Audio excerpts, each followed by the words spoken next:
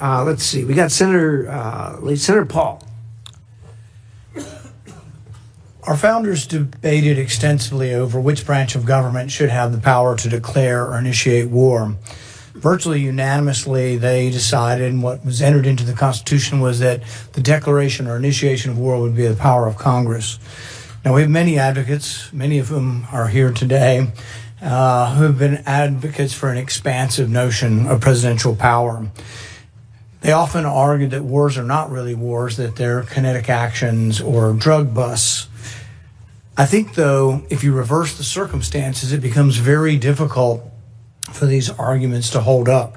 So I would ask you, if a foreign country bombed our air defense missiles, captured and removed our president, and blockaded our country, would that be considered an act of war? Well, I think your question is about and I will acknowledge you've been very consistent on all these points the entire career. So let me no matter who's in charge. So I will point to two things. The first is it's hard for us to conceive that an operation that lasted about 4.5 hours and was a law enforcement operation to capture someone we don't recognize as a head of state, indicted in the United States, wanted with a $50 million bounty. My question would be, if it only took 4 hours to take our president, it's very short, nobody dies on the other side, nobody dies on our side, it's perfect.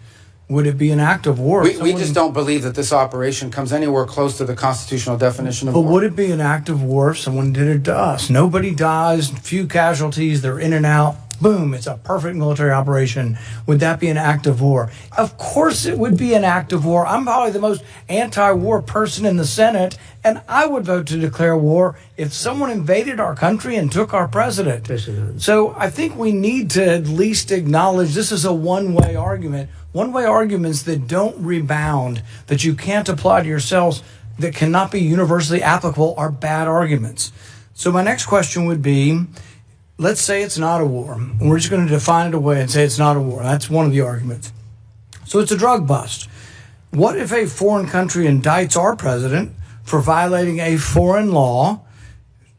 Should we extradite our president, or should we be okay if they come in and get him by force? Look, I think ultimately we're always going to act in our national interest. And so if somebody comes after our national interest, like the case you've described, which obviously does not exist at this time, but the case you've described, the U.S. always has the right to act in its national interest and to protect itself. So really I don't know about this equivalency. Well, does this justify them doing it? We're always going to do what's best for the United States and America. We're always going to protect our system. But the